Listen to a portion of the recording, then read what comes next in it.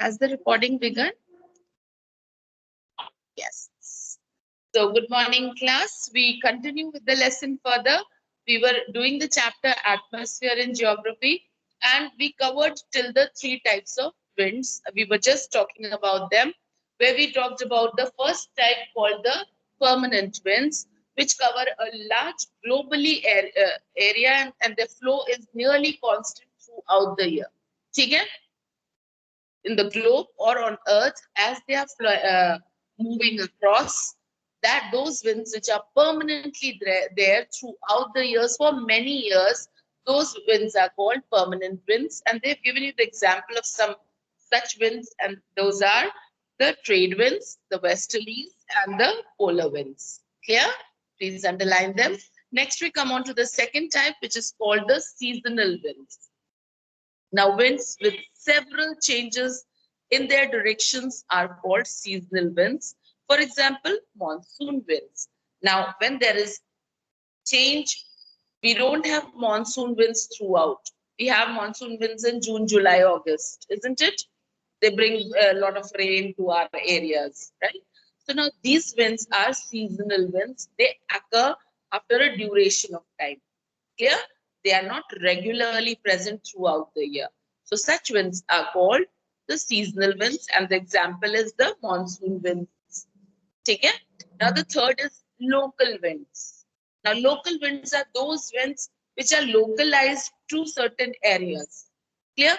Like for Uttar Pradesh, if we talk of basically, it's a landlocked city. Like from all sides, our state is a landlocked. It is surrounded by states only. We are not next to or close to a water body. Are we? No. So, like, just giving you example. Can you tell me the name of a wind which blows during the summers? Loo. Have you heard of it? Loo chal rahi hai bahar. Loo hai, bahut garam hawa hai na? You must have heard about it. So those winds are called local winds, which are localized to certain areas only, specific areas. Okay, I'll read it out to you now. These winds blow over a particular period of time of the day or year in a small area. Clear? They are confined to a very small area. For example, land and sea breezes in coastal areas, and it is a daily phenomenon. Now, those areas where we are living next to the coast, where we are living next to a sea or a ocean. Think of Mumbai, think of Goa, etc. Now, there, the places next to the shore, they have a breeze or a wind type, which is a local wind, which is known as land and sea breeze. Okay? During the daytime, the wind blows from sea to land, and during the night time, from land to sea. Clear? So this is a natural phenomena which happens. It's a localized wind. So it is called a local wind. Clear? Then they have also told you about Loo. Hot wind blows in northern India during summers. Clear? We all know that. Then they are given you a worldwide example also. Chinook, underline it, in USA. Pohane in Switzerland are some other examples of local winds. So please underline Loo, underline Chinook, underline USA, then underline Pohane in Switzerland, underline land and sea breezes in coastal areas. Clear till here? Now we move on further. Moisture or humidity. You all must have seen when it is just about to rain, there's a lot of sticky you feel. Your body feels very sticky, and you feel, even if the fan is working, fan is on, still you perspire, still you sweat a lot. So that is the time when we should know that there's a lot of moisture in the air. हवा में इतना पानी की ज़्यादा मात्रा है that it turns out to be sticky to you. Yeah? So this is what is moisture, and let us see humidity and moisture together. Humidity refers to the content of water vapor present in the air in gaseous form at a particular time and place. Now, supposing this is a small little cluster of air. Now, in that molecule of air, how much water in the form of water vapor is present is humidity. Clear? अगर ये इतनी सी column of air है, सिर्फ this circle is the air, okay? Then in that particular molecule of air, how much moisture is present? How much? That determines the humidity. If it is just little, if it is more, if it is extremely full of moisture, full of water vapor in it, it depends, and that tells you about the humidity. Clear? Let's read it. The water vapor goes in atmosphere through the process of evaporation from land and different water bodies. When the air is full of water vapor, we call it a humid day. Now they are telling you that the process of evaporation. Child, what are you writing? Am I a fool that I'm explaining? No, even you are writing. So basically, we know about evaporation. What is evaporation? Whatever is present in a water liquid form, on the presence of heat of the sun, it evaporates, water evaporates and turns into a gaseous form. Now, as it evaporates and reaches up there, it condenses. That means it cools down. Clear? That means those water steam, which went as water vapor, has now again turned into a liquid form. Clear? Now, that liquid form is creating a moisture in the air column. The molecules of air have a lot of water in them now. So that is called a humid day. That day, when it is too much of moisture stored in the atmosphere, we call it a humid day. Clear, children? Next, as the air gets warmer, its capacity to hold the moisture increases, so it becomes more and more humid. Now, as the air gets warmer, जैसे जैसे गर्मी बढ़ती है, so obviously there's a lot of evaporation going on. So more and more water will be stored in that air column. So that means the molecules of air would be more full of water vapors. Clear? And that will make the day more and more humid. Clear? Now, on a humid day, clothes take longer time to dry.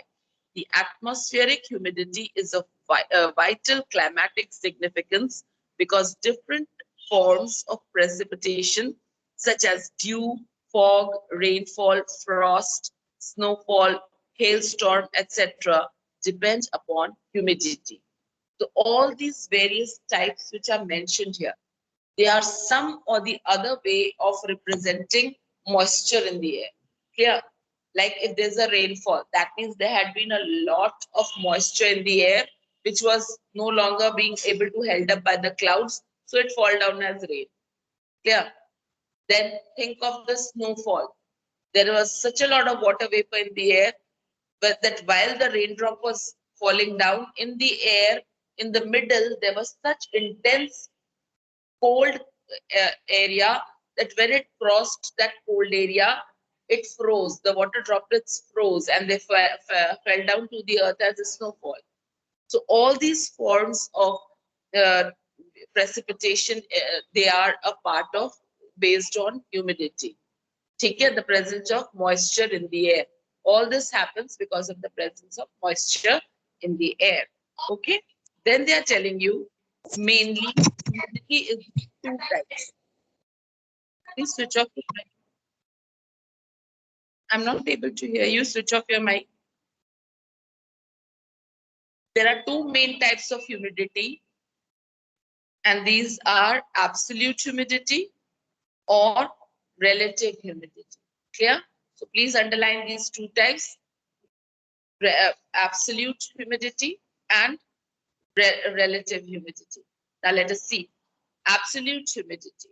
It refers to the total amount of water vapor present in a given volume of air, and it is expressed in number of grams of water per cubic centimeter. So let me tell you, absolute humidity means that it is the total amount of water vapor. present in that particular column of air. Clear? This supposing we take a particular column of air in cubic meters. Now, how many grams of water is present in that per cubic air molecule is called the relative humidity. Sorry, absolute humidity. Clear? Clear? Now let us talk of relative humidity. It refers to the ratio between the amount of water in a certain volume of air and the maximum amount that might exist without condensation at a certain temperature. Condensation means cooling down. So without the cooling down process happening, how much water vapor was held by a particular column of air is known as relative humidity. Clear? Clear? You will draw this particular diagram also here. Clear? We stop here for today. Let me finish off. The capacity of air to hold moisture very much depends upon the temperature. Obviously, if there's a sunny day, the temperature would be high, and then evaporation would be more, and then the holding of the water vapor by the column of air molecules would depend on that. So temperature obviously plays a very important role. Child, what are you writing? Nothing? Nothing? Good. As the temperature increases, its capacity to hold moisture also increases. Now the thing is very clear. As the temperature is increasing, the sun's heat is increasing.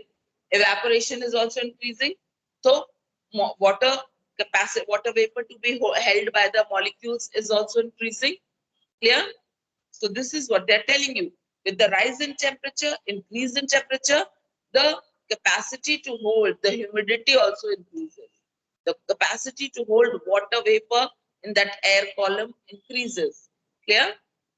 The air is said to be saturated when a given mass of it contains all the water vapor that it is capable to hold. The temperature at which saturation is reached is called the dew point or saturation point. अब इसका मतलब सुन लो. इतनी गर्मी है कि वो गर्मी से water vapor evaporate होते रहे. इस water column, इस air, or leave the class. You have an option. If this is the air column, there is such a lot of heat, evaporation took place, molecules of water vapor started to come in. Now, once it is fully full, that means this air column can no longer hold any more water vapor. Any more, nothing more could be done. If one more thing is added, it will fall down as rain. The capacity to hold the maximum amount of water vapor is called dew point or saturation point. Is this much clear? If it is not clear, then know it. You'll have to mug it up. I have explained very nicely, but I am very doubtful whether you understood, you or you. The problem was with you all because you were busy in certain other thing. अब वो काम तो पूरा हो जाएगा, लेकिन ये explanation तुम्हें इसमें अपना time देना पड़ेगा. That is also your choice. Your parents send you here to get the knowledge. Now it is on you whether you gain knowledge or you cheat them.